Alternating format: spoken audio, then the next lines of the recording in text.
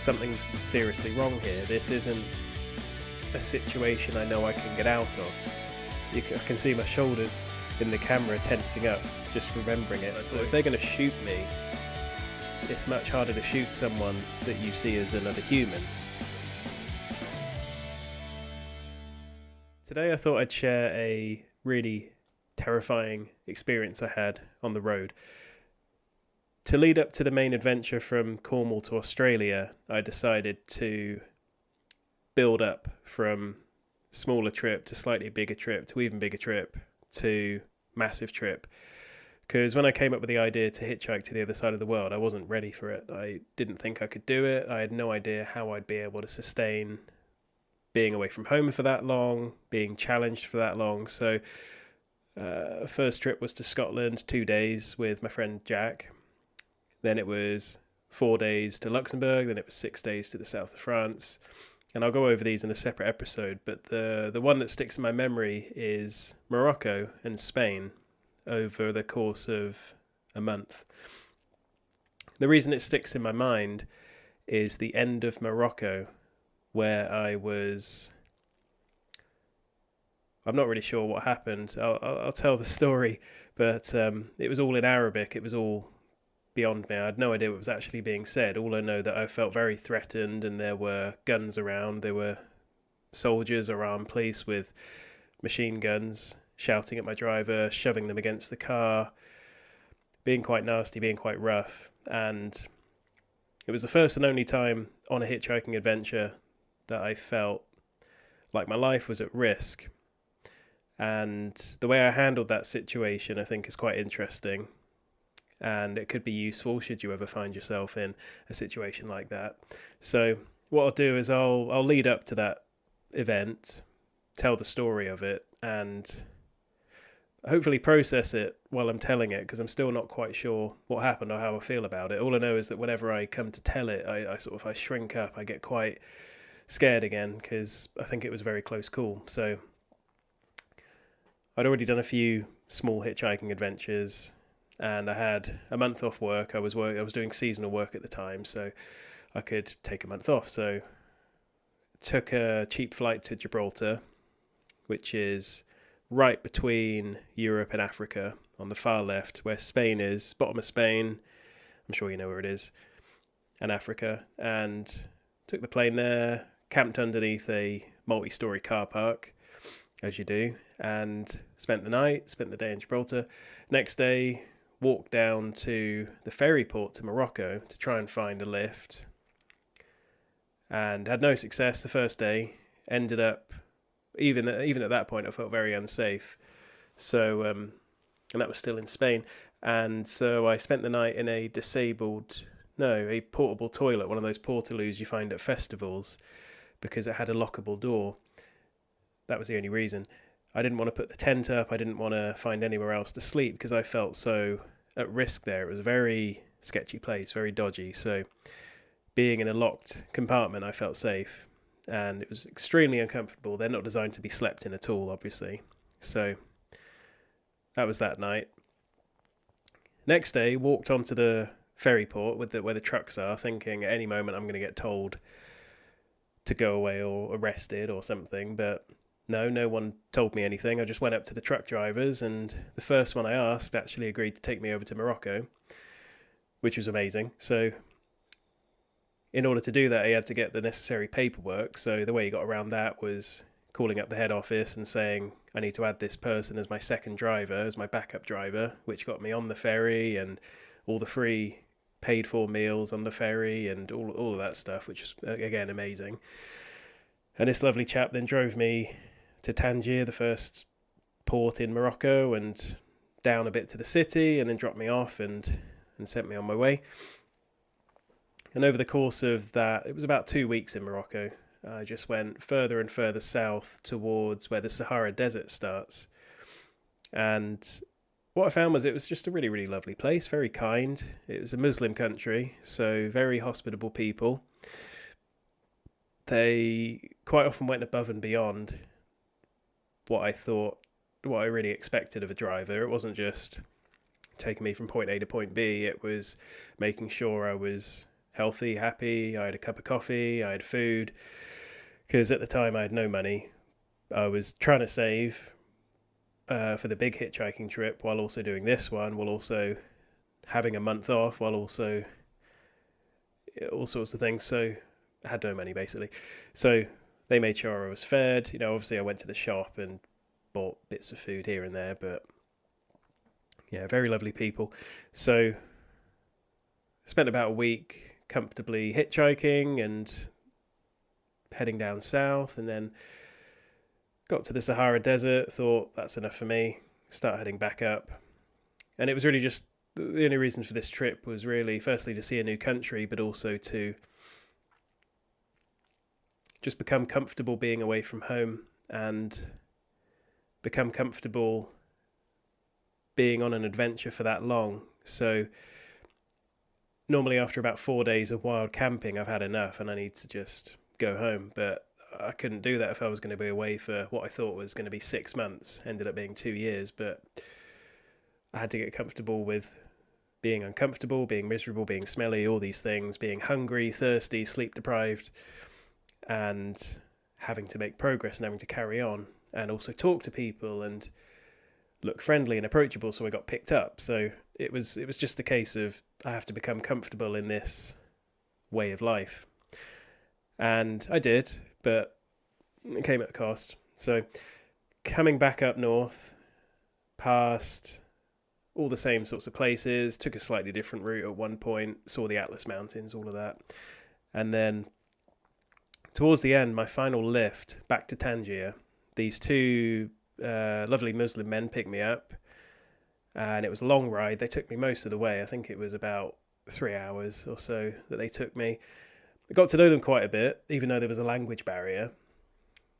It's really strange how that can happen, actually. You tend to pick up on a lot more than just the words when you can't understand what they're saying. You pick up on body language and gestures and all that sort of stuff. And the odd word the odd word here and there is the same in many languages. But anyway, so we had a flat tire. We had to wait on the side of the road for someone to pull over and help, because none of us knew how to change a tire. They were going through all these toll gates and tailgating the car in front so they didn't have to pay. And after about the third toll gate, we got pulled in, and it's a really vague memory now, but I remember we pulled over to, there was a collection of about, I think it was about 8 or 9, I think they were armed police or soldiers, one of those two. And they all had guns on them. They had submachine guns over their shoulder, ready for whatever. And there was a head guy in charge. He had a funny military hat on. And I just thought, yeah, whatever. It's a police checkpoint or whatever. I'd been through a couple before on other trips. But there was something different about this one. My driver seemed really nervous, like he wasn't really sure what to do. But he got out, his friend got out with him, which I thought was strange. And they started talking to the armed soldiers, and an argument broke out, and voices got raised, and I was sitting in the back of the car for about 20 minutes, just trying to stay calm, and it was such a long 20 minutes.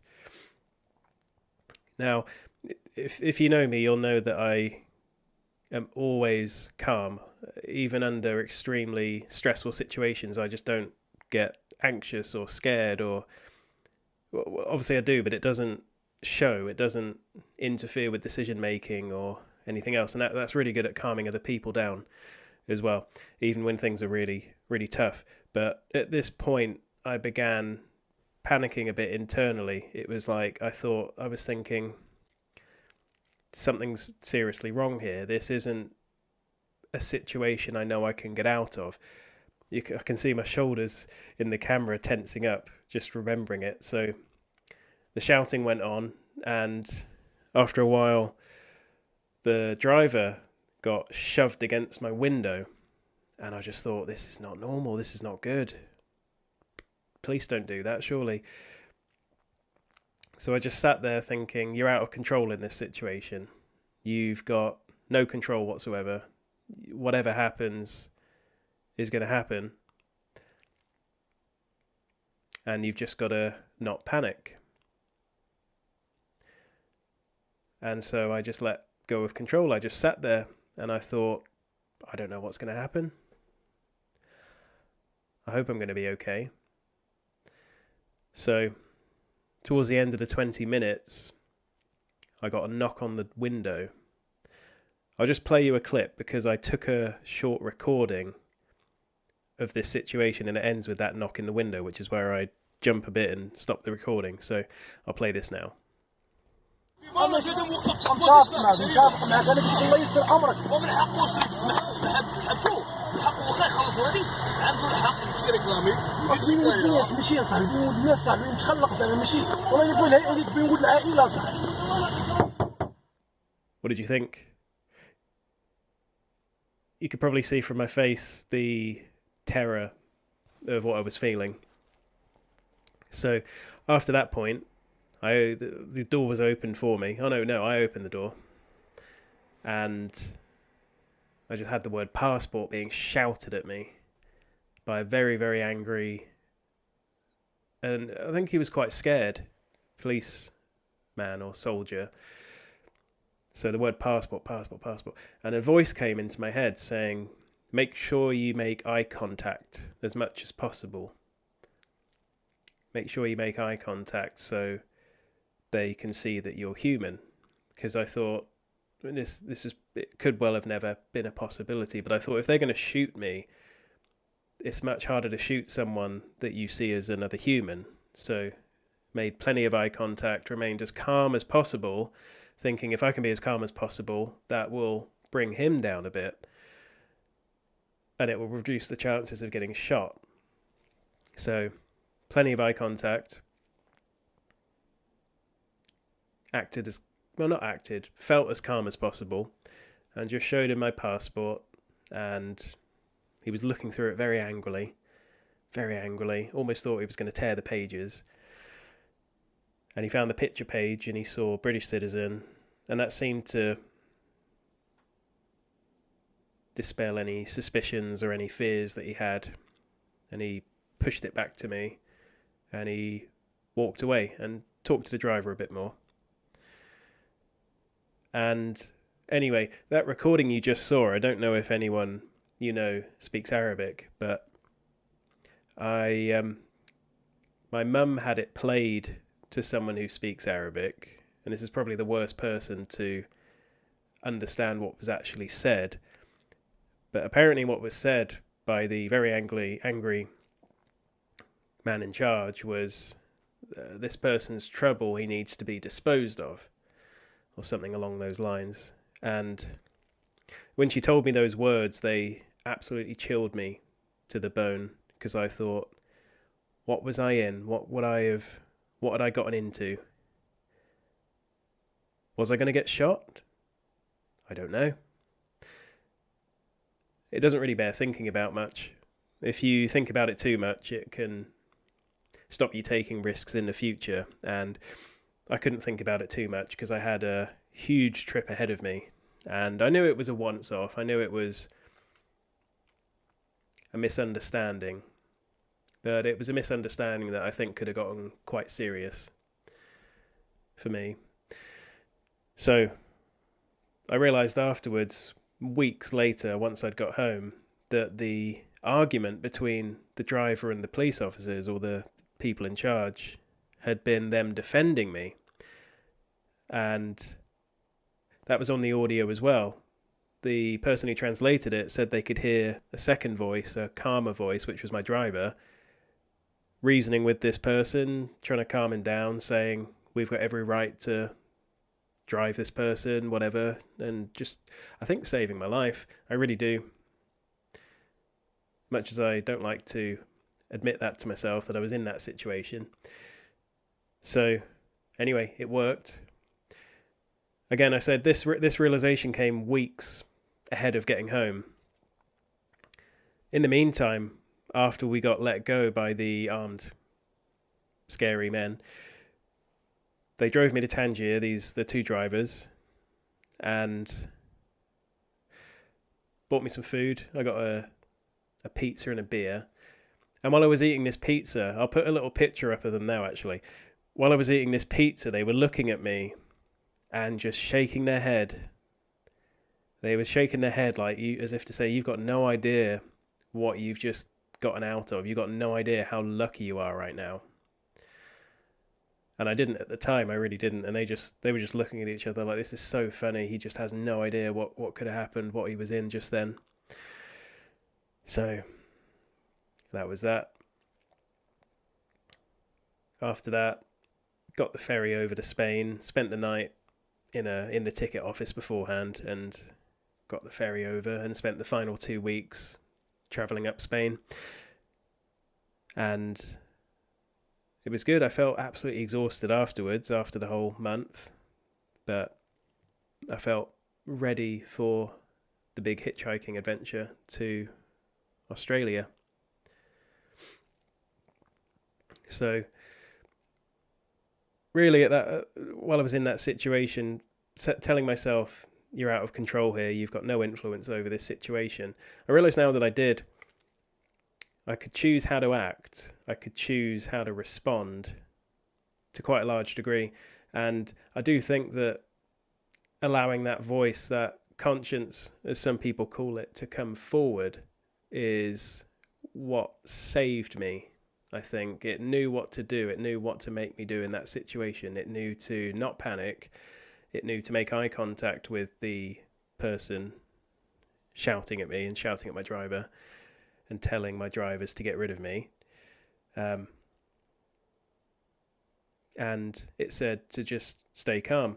And those three things, I think, swung it. Because if I'd have gone in and I'd have been panicked and I'd have maybe I did think of trying to run away. I thought, is this what I do? Do I just get out of here right now? But no, if I'd have tried to run away, they probably would have shot me. So anyway, that was the Morocco story. Spain was relatively uneventful. And after that, it was only a few months before setting off from Cornwall. And I'll save that for another podcast. What I'll do for the final bit of this one is just briefly skim over the leading up to adventures.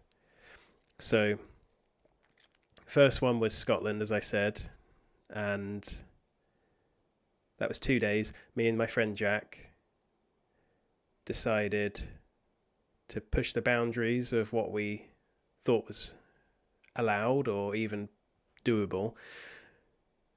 After I'd heard that hitchhiking was actually something that people do these days, which I didn't think it was, I thought, I've got to find out for myself if it actually is or not. And so I thought, 2 days off work, whatever, test it, see if we can get to Scotland, as far as we can get, because I didn't have a passport at the time, as far as I can get without a passport. And we genuinely believed that we would get nowhere. We'd have to walk off the motorway, walk off the A road after 6 hours of failed trying, and put up a tent, have a good night, come home. That's what we thought would happen. But within a minute of putting our thumb out, I couldn't even finish the sign that said M5. Before I'd even finished the sign, we'd been picked up. Jack put his thumb up, because I was too scared to, actually. I'd got Jack to do it. And we got picked up, and then got picked up again, and then before we knew it, we were in Manchester. Made a few mistakes, had to walk for about 4 hours to get back to a motorway service station. But that was it, and then within a day and a half, we were in Scotland, and we'd made it. We'd made it purely by hitchhiking, by relying on other people.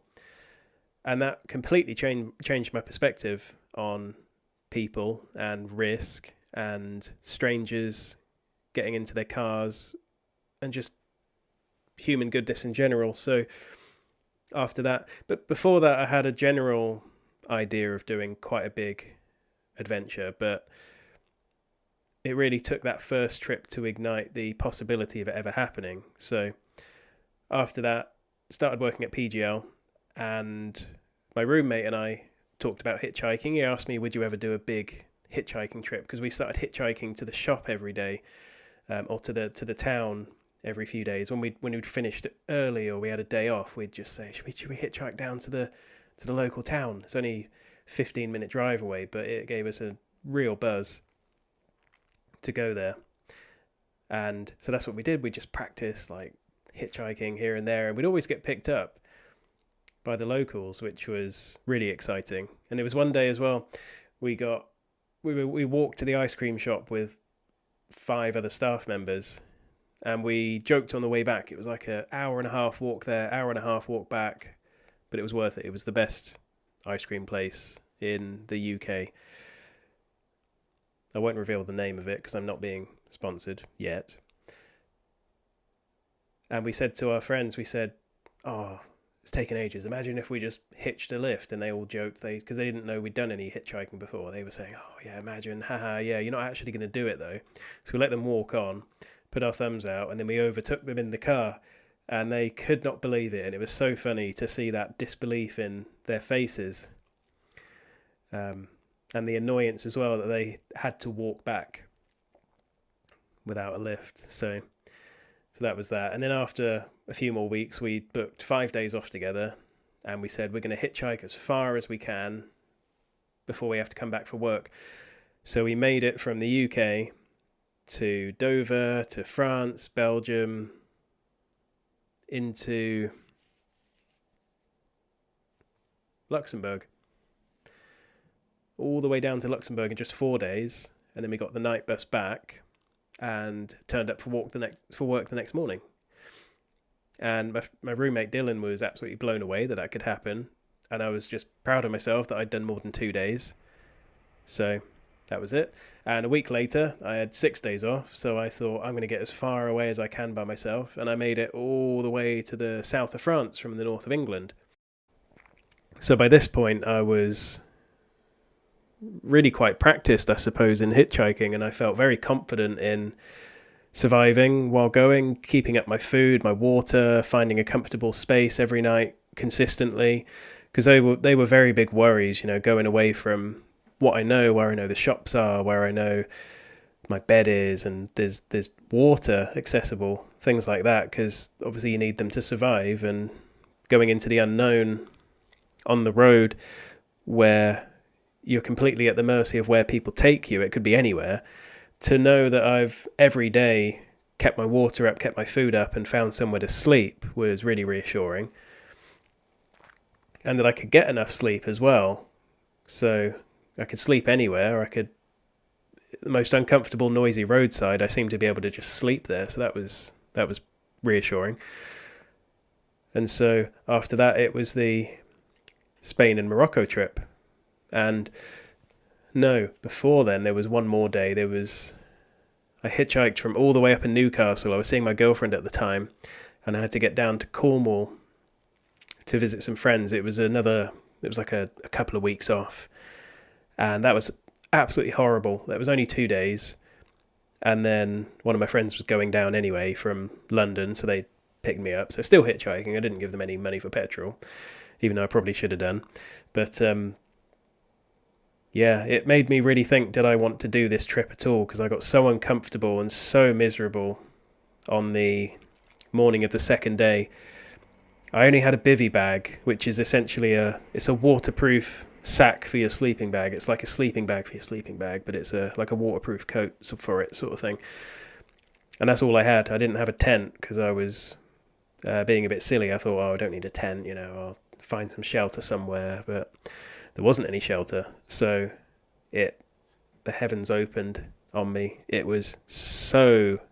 I got so drenched. My sleeping bag was soaked through, and I was soaked through, and I was cold, and anyway, it was so horrible. And I packed away the next day. I wrung out whatever I could, and I packed it in, and my bag was so heavy, and then no one picked me up because I looked so miserable. I actually looked homeless. The person who picked me up that morning only did so because there was a lot of traffic on the motorway, and the slip road going off the services was backed up. No one else would pick me up. And he picked me up and he said, "Oh, are you a homeless man then?" And I just thought, is that how low I've gotten? Is that what I look like right now? I look that defeated. I felt like it. And so I just explained, no, I'm not. No, I'm going to do this big trip and I need to practice for it. And he thought he was blown away by that. So redeemed myself, I suppose. But yeah, after that, I just thought, what if that happens again? Because that night I'd hitchhiked because it was on the way. I actually went to my mum's house, and there I could hang the sleeping bag up in the airing cupboard. I could get my waterproof coat out. I could wash all my clothes, and I thought, oh, this is just reset me. I feel okay now. But I thought my mum's house isn't going to be there, and what if it happens again? What am I going to do? Like, what if I'm on the roadside with soaking wet gear and I can't sleep? What if I have to keep going through the night? What if this? What if that? And I just thought,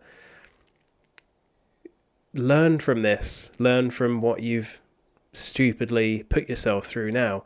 Get a tent, even just a thin, small, one-layer tent that weighs nothing and is tiny. Just get one of them. Just make sure this doesn't happen again. And then I realised that's why I've been doing all these small trips, is to make mistakes. It's not just to get comfortable with all the things I've mentioned. It's so I can learn from it. And so when I am on that big trip, stupid mistakes aren't made anymore, or at least fewer stupid mistakes are made. There were loads of silly mistakes that I made on the trip, but none of them so fundamental as getting a wet sleeping bag, which, if you've ever tried sleeping in a wet sleeping bag, you'll know is beyond miserable. So that's it. Thanks so much for listening. I just wanted to say as well, thank you for being so supportive so far. There's been quite a lot of interest in the show, which there's been a lot more than I thought there would be. Within a week, I'd already had 100 views on the first video. So yeah, I think that's down to everyone sharing it and telling people about it and commenting and such. So definitely keep that up. I'm going to try something new next week, which is at the end of the show, I'm going to ask a question from the audience, because there's been a few questions coming in recently about the trip and about, there's one really, really good one I want to answer next week. I'll share it next week. I won't share it now. Keep a bit of suspense, but I think it'll be really good. It'll add on something to the episode. So again, thanks again, and see you next week.